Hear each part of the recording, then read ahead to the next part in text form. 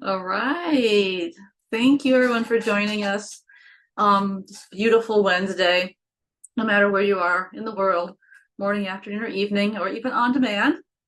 We're very excited to be here to talk about the SEC cyber incident disclosure and what you should be thinking about doing with it, because it's coming up fast. At the end of December, many of you are going to have to comply. I've got a few housekeeping tips before I jump into, or I turn it over so our hosts can jump into the subject. We will be recording this, so just know that you'll be able to share it with your coworkers that aren't able to make it today. There is a Q&A button at the very bottom. Please use that to ask questions. We will be checking it throughout the webinar, and we'll make sure that we get as many questions answered as possible. If we don't get to your question, we'll be sure to follow up. After the event, you'll be prompted to fill out a short survey. We really do appreciate your feedback. If you, we want this to be interactive, so please do ask questions. We want to hear from you. And with that, I am going to turn it over to our illustrious panelists, Angie Redfern and Melissa Coho. Can you please go ahead and introduce you guys? Yes. Hi, everyone. Thank you so much for joining us. My name is Angie Redfern. I'm the Director of Enterprise Risk and Issue Management for ServiceNow. And I've been with ServiceNow for about 9 years. When I started, we had 2,000 employees, and now we've grown to be almost 23,000. So we've had a lot of growth. We have started our Enterprise Risk Management program about 4 years ago, and so I helped create that and am fully maturing it. And so we're excited to talk to you today about all the different things about this cyber risk mandate. Off Hi, to you, everybody. Melissa. Thank you, Angie. My name is Melissa Coho. I'm the Global Practice Strategist for Security, Risk, and Resilience at New Rocket, which is really a long title that means that I am responsible for helping organizations stay at the cutting edge of where risk and security is going within the industry, helping build out the correct solutions, creating the cultural change necessary to support those solutions, and really being successful in both your cyber risk programs and your cybersecurity programs, as well as risk management as a whole. I've been at New Rocket for almost 9 years, and prior to that, I spent quite a bit of time working for the banks. So I've worked in IT risk management, cyber, working in IT disaster recovery, etc. So I'm really happy to be here today and to talk about the cyber risk mandate.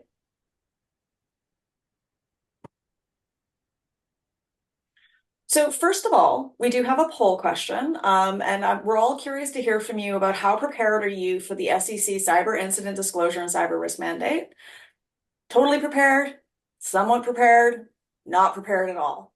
So we're just going to kick off a poll here. We'd love to hear your feedback and get some information about kind of where you stand and how comfortable you are. All right, we've got some people filling it out. I like the polls because you can really get a sense of, who's listening, and honestly, you guys can tailor some of your comments to, these folks. Yeah, absolutely. Okay, well, it looks like in the poll here, we've got about half the people are somewhat prepared, and about half the people are not prepared at all, and then slightly less are totally prepared. Okay. It's not, I'm sure everybody is a little bit in an uncomfortable place, but it's kind of a good thing because that's what this webinar is for. If everybody had answered they were totally prepared, I probably would have asked that everybody get off camera so we can hear how you're totally prepared. So it's good to know that this webinar is going to be incredibly helpful. Before we really dig into it, we do want to talk a bit about how incident disclosures have been mandated earlier and earlier. So we have everything from 60 days to 6 hours, a variety of mandates as to if you have data exposed, to whom you must notify and by when. And it's not getting easier. It's just getting harder and more important that organizations are very clear as to what is when do they have to actually disclose it, and doing so as quickly as they possibly can to avoid the negative impact. And the new SEC rule does require that public companies, and we're going to go into this a bit more in the next slide, but it needs to be done within 4 business days.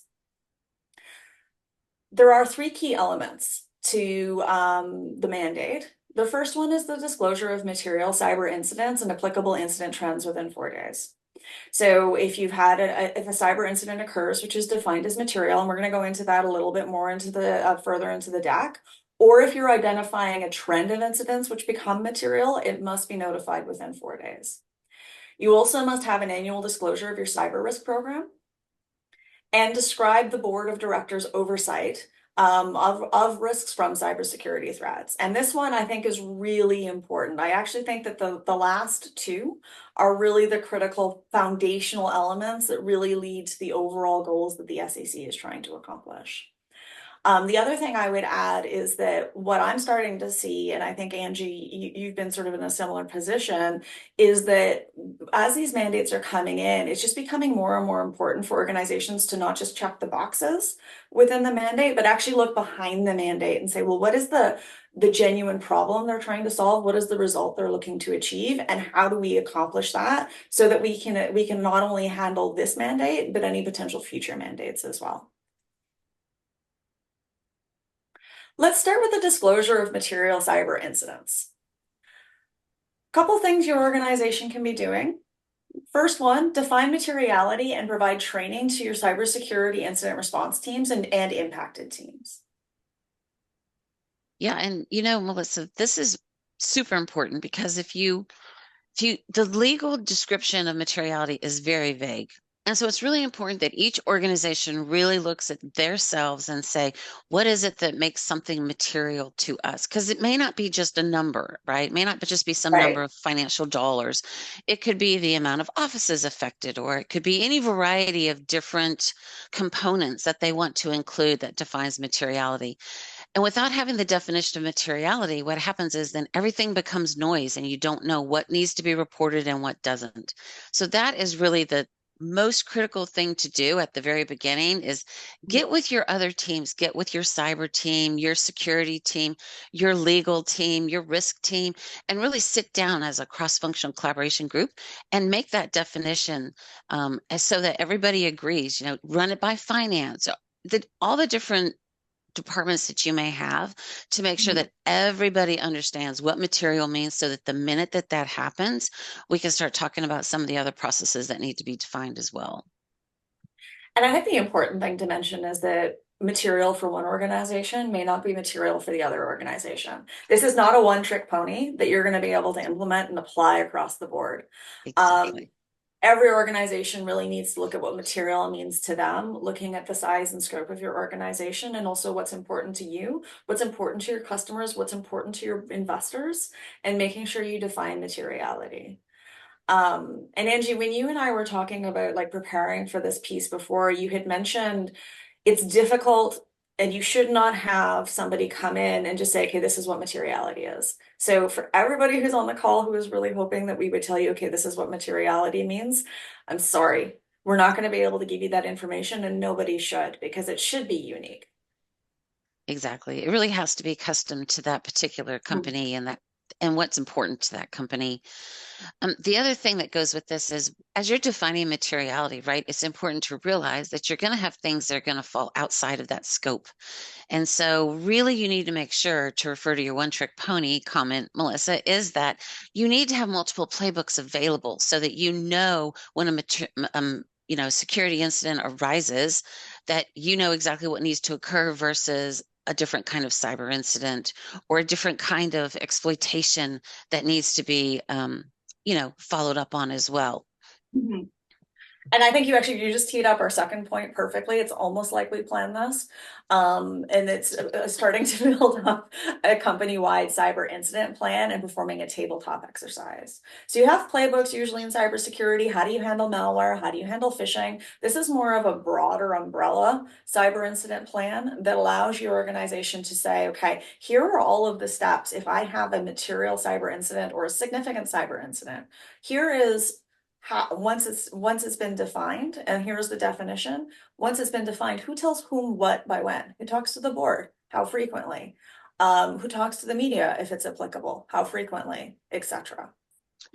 Excuse me, exactly. And the thing that goes with this too is that as you're performing your tabletop exercises, make sure that everything that you do is auditable, because you can use all of that information in any kind of audit that comes, or if any of your customers want to audit you, and you can use it in any kind of certification. So you can actually use those tests for multiple purposes so that you can get as much functionality out of them as you can.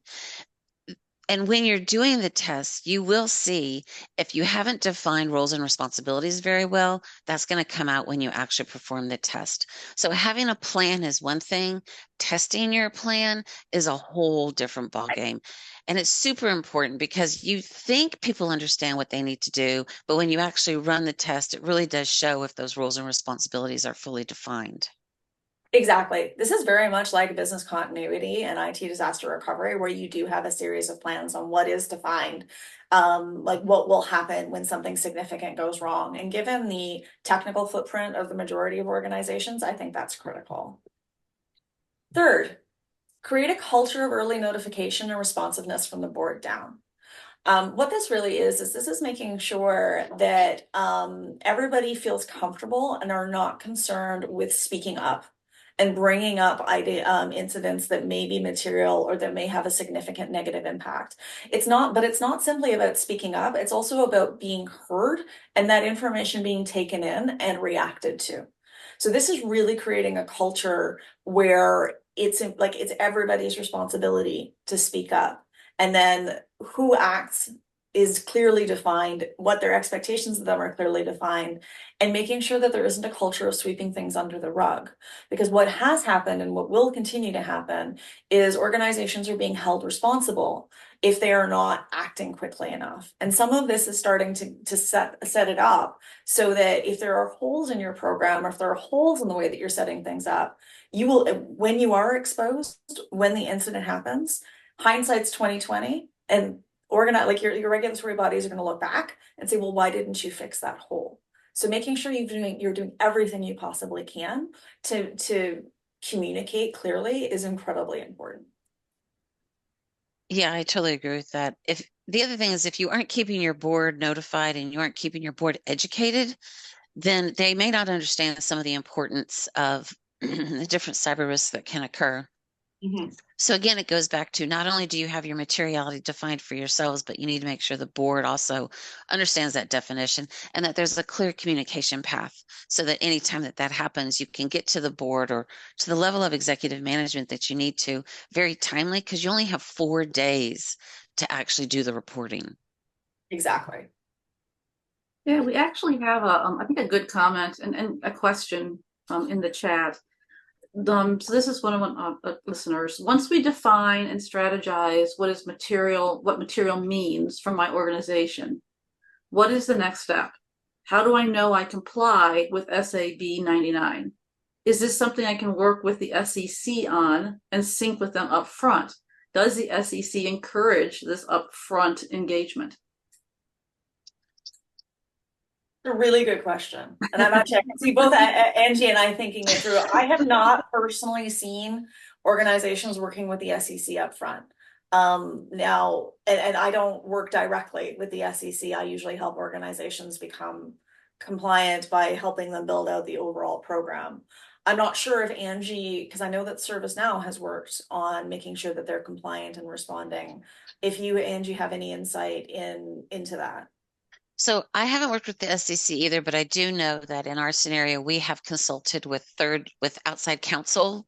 And so you probably will have better results if you can actually talk to outside counsel. I know that I have, spoken to different government officials, and they're going to turn it right back around and say, what do you think is, material for your own, using the legal definition of materiality. So I think outside counsel would be a better option for you because they'll have more experience in terms of really getting into the details of different levels of companies, different sizes, different markets than the SEC would. But like I said, we personally haven't tried that ourselves. So I don't know, maybe try it and come back and let us know how it works if you want. Yeah.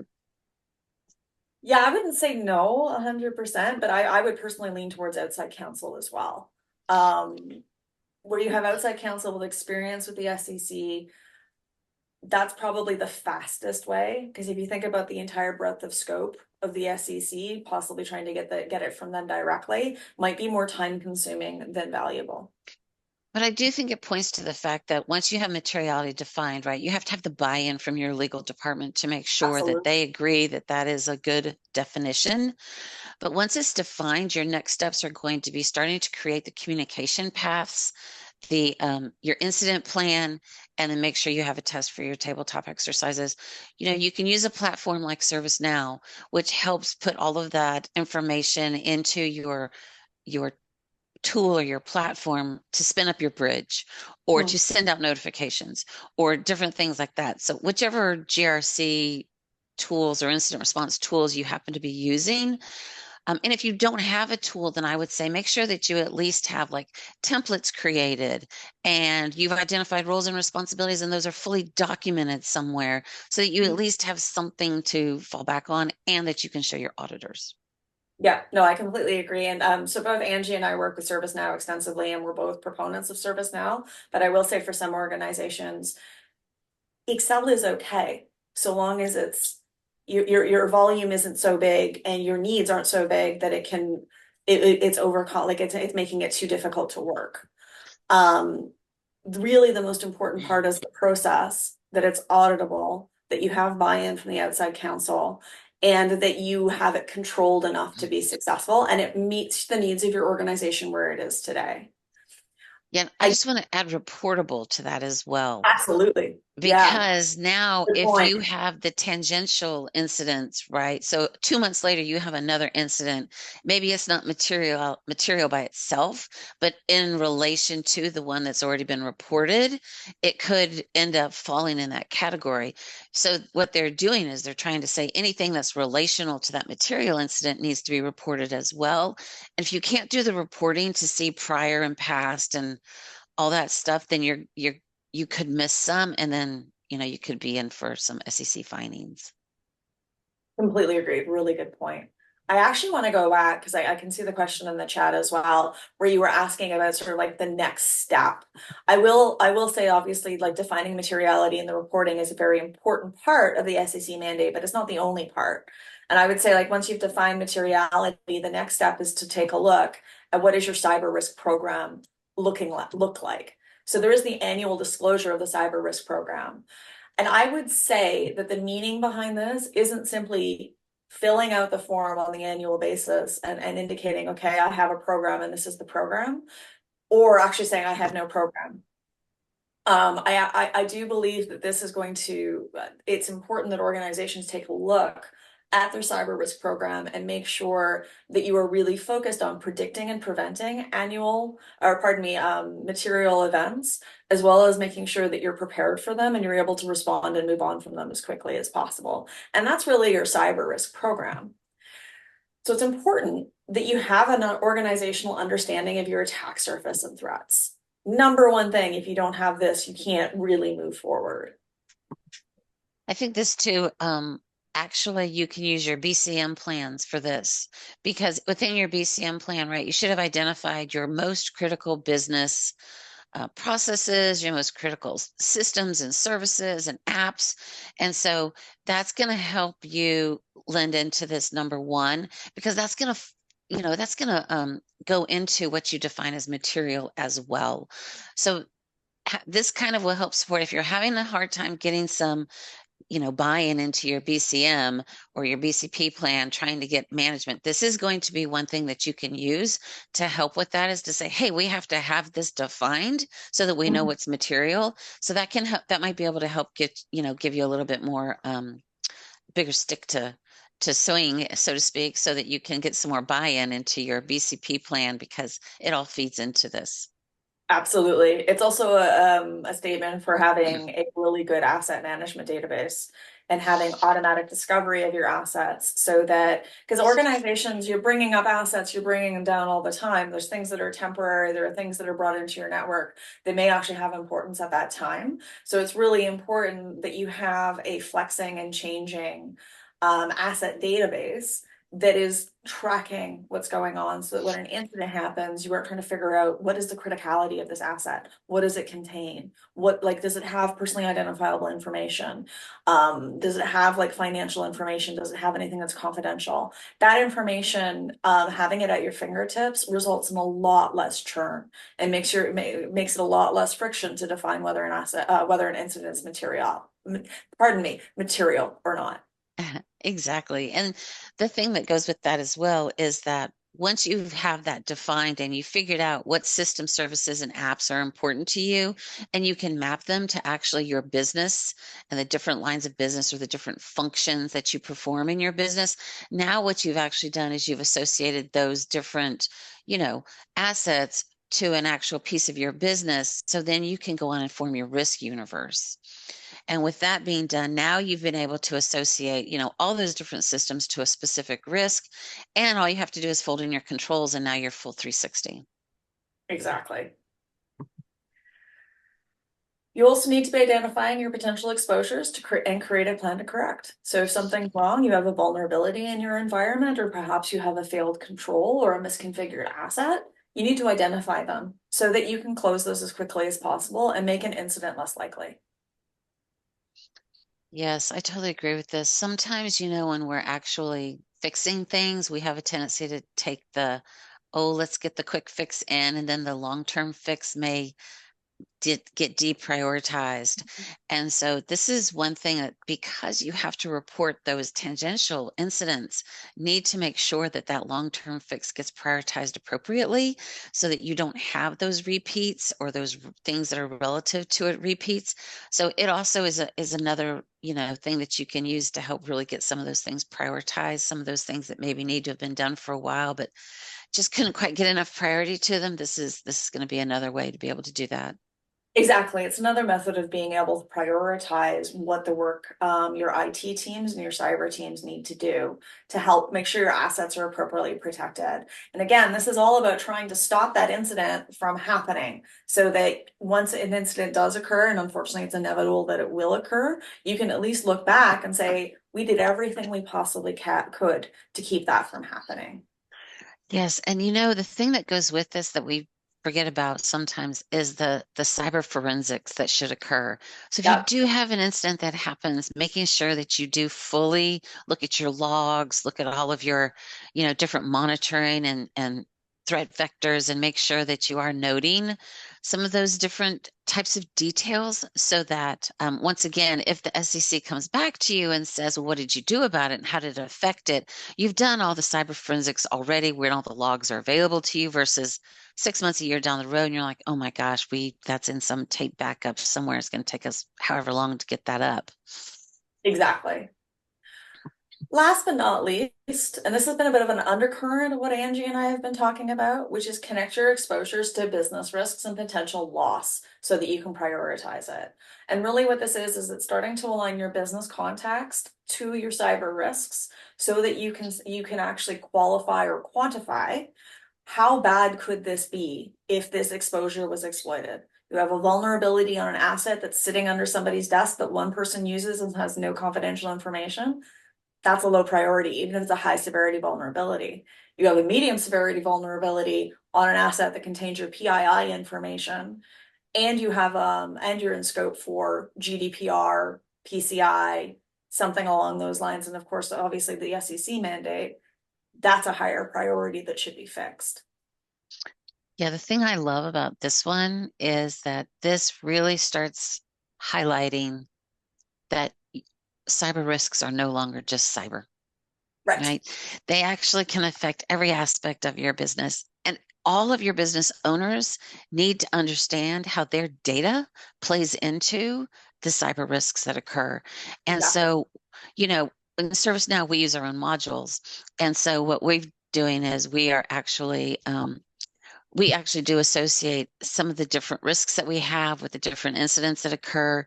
Because using the platform, you can pull in incidents, defects, stories, demands, all kinds of different pieces of data that you need to, and we can associate them to our risk universe. And that way we can do reporting across the board so we can see, the impact and the likelihood of the different level of risks, the impact and likelihood of which ones rise to the top, and then, be able to do a heat map so we actually have data to underscore where we have plotted some of our different risks.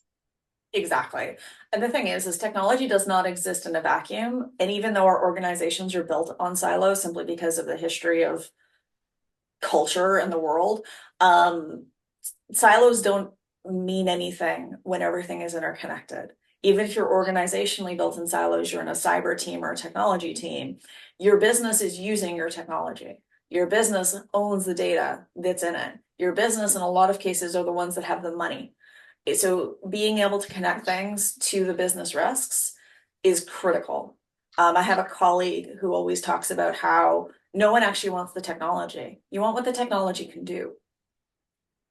That's a really good point, actually. Yeah. Yeah. And then when you start talking about your potential loss, Yeah. this one can be really hard because it's hard to get that level of data.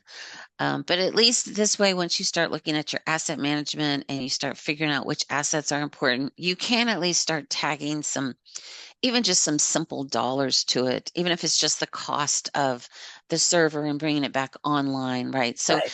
it at least starts giving you some ways to get to some level of data and dollars, Agreed. because that's something that's very difficult to do is associate the actual dollar amount with the cyber risk.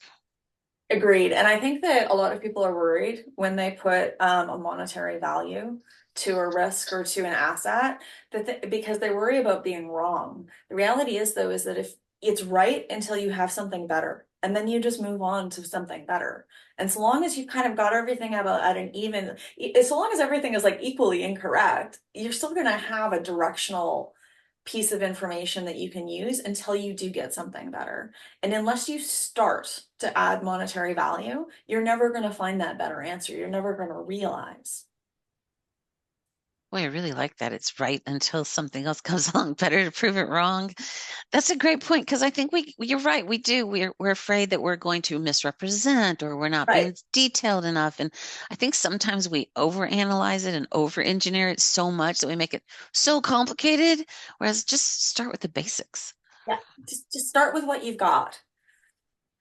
So now that we have an organizational understanding of our attack surface, we've identified the potential exposures and we have a plan to correct. We've also blunt all of our exposures to business risks so we can actually accurately prioritize.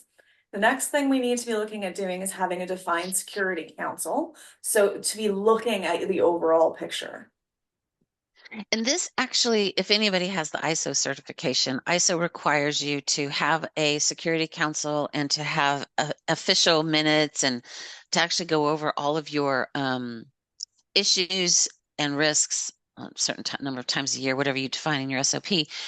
But what this is going to do, this is going to give you a clear communication path that's been established, right? So once you have the security council, you can comprise that of people from the business or your CISO or people within cyber risk, but at least you have a group of people who are going through and looking at all of your cyber risks. They can start taking into account the past. They can take into account, start looking for trends, start looking for some commonalities so that you're proactive and you're ahead of any breach that might come along. You've already pre-identified all the things that might be susceptible to, insider threat or a malicious hacker or whatever. But you can start with that.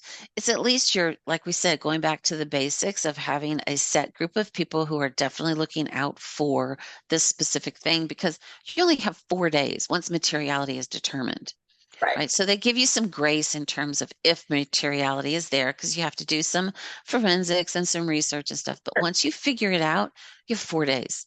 And that's 4 days to actually file the paperwork. So you not only have to know what happened, you have to be able to explain it, document it, and get it filed in 4 days on an 8K. Exactly. Yeah. Easy. You have to make things as easy and frictionless as possible so that like everything moves without like any problems and any roadblocks of sorry, my sentence just completely fell apart there. You need to be Well, able to be roadblock free is essentially what yes, exactly. And this yeah. also will help you because now you have security personnel and maybe members of the business who have looked at all these things before they go to your board. So that's another good thing, right? Is because you have an opportunity to look at what's going on. You could do it quarterly, you can do it biannually, you can do it monthly, whatever your frequency is. But just knowing that you have that counsel, that's one of the things that they've taken into their purview and their responsibility. And that way, when you do go to the board, you will have people who have been working on that throughout and not just thrown in the middle of a cyber incident, because those major security incidents, they happen fast, they happen intensely, and they are super upsetting to everybody. Exactly. Super stressful. We also need to be creating, and this does relate to the Security Council, but create a regular review cadence of business and cyber risk with the appropriate levels of management. Yeah, this also helps with ISO as well, because this is another ISO requirement. But just from a pure common sense perspective, once you have that regular cadence established, you start looking at things through a new lens, right? Now you're becoming familiar with the different things that are going on within your org. And it also allows you to see what some of just the regular noise is, and really helps you be able to distinguish, the wheat from the chaff, so to speak, which is the things that need to rise to the top. Gives you an opportunity to look for trends, for commonalities. I just can't stress that enough, because once you start being able to do that, whether it's through reporting in Excel or ServiceNow or some other GRC tool, that really helps you being able to understand what's happening generally in your business. And that way you can start really separating out what's important versus all the other stuff. Because there's always stuff. Yeah. We do have another question. This is probably start with Angie on this. You mentioned that you use ServiceNow. Yeah.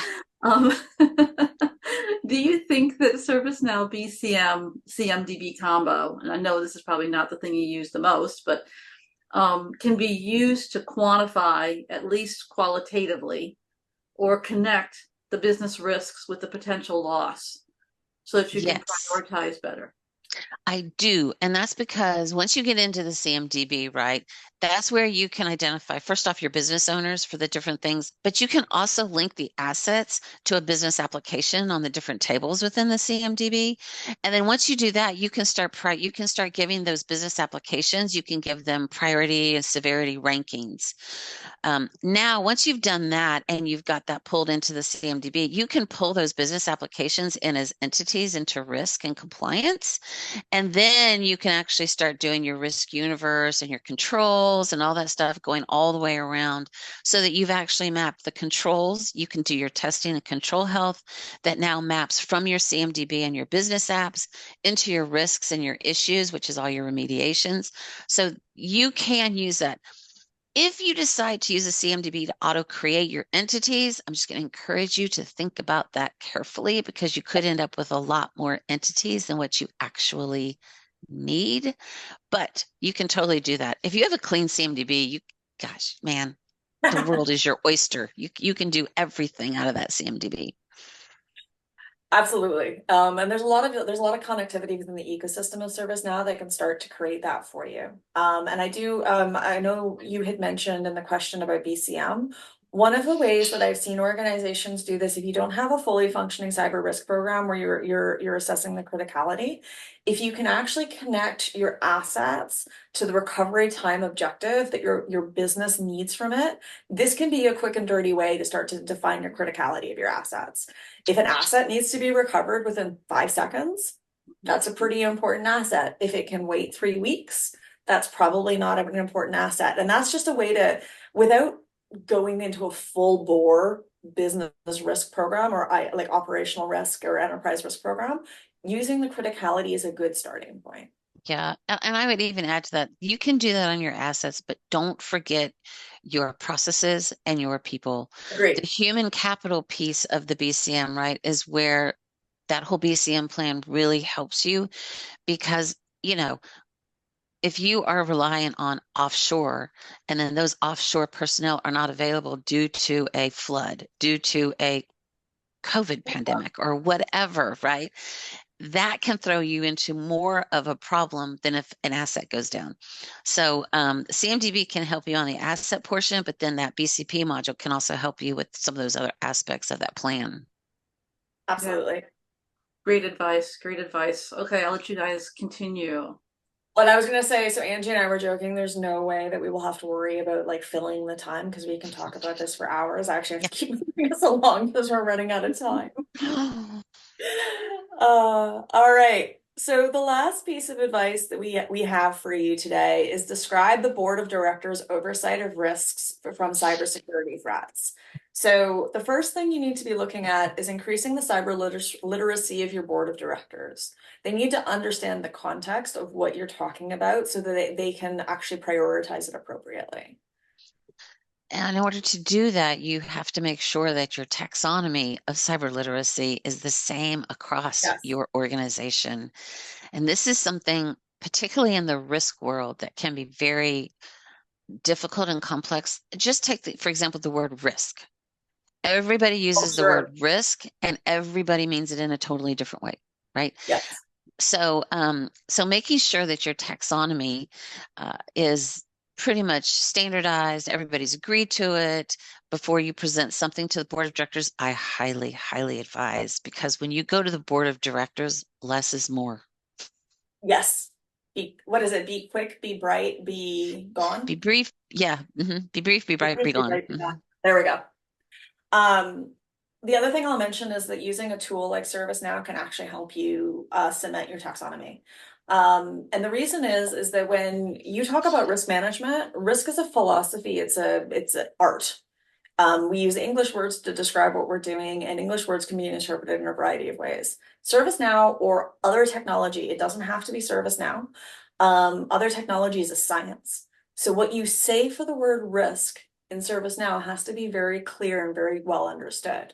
And that can be really helpful for cementing what words you use to communicate. And then your taxonomy has to come because everybody has to come together to get that resolved.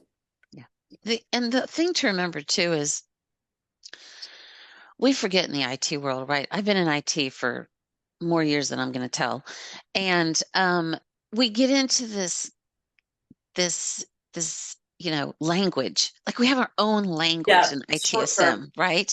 And we forget that not everybody understands the difference between a risk or an issue or even what a remediation is or means. And an asset to them is their house and their bank account. It's not servers and routers and switches, right?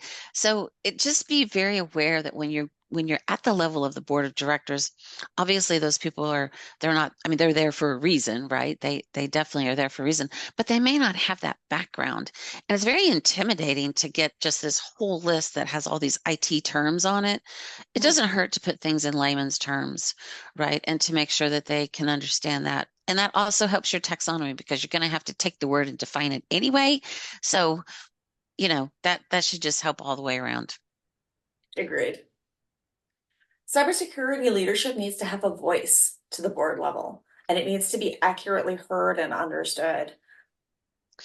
Yes, and we at ServiceNow, our cyber leadership team, they actually present to our board quarterly. And the reason for that is because we have raised it to such a high level in our risk world, and it's gotten so much, everybody knows about all the cyber breaches and all the different things that are happening, but it's important that the board gets briefed on those trends because the trends change, right? For a while, it was all about, individual hackers. Well, then it moved to nation state hacking, and then it moved to ransomware and malware. Like all of those things have their own different nuances, and it's important that your board understands the differences between that, because like recovery at scale is different than recovery at scale for ransomware. Because when it comes to ransomware, now you have things that need to be isolated and you need to make sure that they can't be, duplicated. Whereas recovery at scale is more just about bringing up the different assets and the different systems and processes and the orders. So there are definite differences and actions that need to be taken based off that. And so with your leadership, cybersecurity leadership, being able to get to the board, it helps keep them abreast of some of those terms. It'll help with your cyber literacy, and it definitely will help if there's a material incident. Exactly. And then define where the board should be informed on business risks and cyber risks, which I think does relate to the both 1 and 2.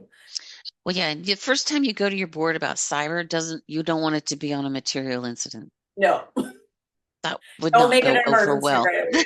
That No, makes it a very hard trip to the yes, board meeting. So, the sooner you can get in front of them and just start talking about some of your different business risks and how they're connected to cyber risks and how you've identified, like I said, less is more, but definitely like, here's our top risks. This also will give you an opportunity to tell the board and to tell executive management, hey, we want to do a risk assessment, right? We want to go in and we want to assess all of our, even if you don't go down to the asset level, we at least want to assess our different functions and determine what we think is the most business critical function. So you don't have to approach it purely from an IT perspective. You approach it from your overall business perspective because that's what you're supporting and that's what needs to be prioritized the most. right. And I would say this has nothing to do with the SEC mandate or compliance, Agreed. but it's really important that you actually show you talk to the board about good things as well as bad, because what you want to do is you don't want them to only see you, like to Angie's point, you don't want them to only see you when something has gone wrong, because then the perception will make the relationship with the board that much harder. So show the good work and show what's being done before the emergencies happen, so that you already have like that social capital to be successful and to be able to work effectively with the board. Yeah. And also, you don't want the board to find out something when they read your 10K, because when you have to submit your material incident to the SEC, right? That's going to be on your 8K. Well, your 8K can be filed all the time, but then that can affect your 10Q, which is your quarterly reporting. And then you need to go back and look at your 10K to see if the risk factors in the 10K need to be updated. So you don't want the board to see, to be paying attention to your 10K, and then all of a sudden you have a bunch of different risk factors in there because of all the things that had to be filed. So Exactly. obviously you want them to be aware of things before you have to file it with the SEC. Emergency board meetings probably don't go over that great. So the sooner that you can get in front of them, the sooner you can get them understanding the different cyber risks that your company faces, then you're just going to be better off. Completely agreed. So we have another question. You've provided a lot of insight and recommendations. We're talking about the board of directors here, but what if someone is not a CISO or a board of directors? Can you summarize what people should be doing succinctly to ensure they're meeting the SEC mandates? So it's important that every person in every company, they have the right and they should self-identify risks and issues, right? You can call, and I know it seems stupid, but you can call your whistleblower program and just say, hey, by the way, too many people have access to a server. Right. And that's what the whistleblower program is for. It's not necessarily for, you're going to take down the whole company because somebody committed fraud. It's all about these little things that can affect your company. And you work there and you take pride in that company. So I highly advise self-identifying. If you are comfortable with going to your CISO or you have some kind of relationship there with somebody in security, you can always do it that way. But there is nothing wrong, and I highly encourage people to self-identify. And if the whistleblower program is the only way you have to do it that way. Go to your management chain. They can go up the chain and over. That's another way to do it. But if you've noticed something, even if it's something like you notice that people are leaving printouts on the printers for days on end, and that has PII on it, that Yeah. needs to be changed. That is really a high violation of security. It seems so simple and silly, but it really is. I mean, any contractor could walk by there, or anybody in the building could walk by and pick it up. So, yeah, that's one of the things I would say. Melissa, you have another idea? The only thing I would add is that if you are a leader in your cyber team, but you're not necessarily in the C-suite, take a look at your scope of control and your scope of sort of influence, and try and make that scope of influence as compliant as possible and as resilient as possible, the SEC mandate. So if you Excellent. have a team and you know that there are things that you could do that could be better, just do it. Just get started. And then what you can do in a lot of cases is you can actually be agents of change for your organization, because other people will see how your part of the organization is functioning and see how successful it is and how much more resilient it is. And you can actually create a grassroots movement to be successful. Visit us at our risk page. Visit New Rocket. Thank you so much, Melissa, for all of your great insight. At their page, join us on the community. There's lots of activities going on. You can interact in a lot of discussions, ask questions, provide points of view. It's wonderful. I put the link to the YouTube playlist in the chat for all of our community webinars, which will include this one in a day or so. And then, check out the SEC company disclosure sheet that's here, and please register for more webinars. I truly appreciate, all of your time, your insights, the wonderful conversation, Angie and Melissa, that you had. I think it's insanely valuable to everybody. And thank you for being here, and thank you all for joining us that are viewing this now and that are going to be viewing on demand later. So again, thank you so much. We appreciate it. Thank you, everybody. Thank you. Thank you, everybody. Bye. Bye.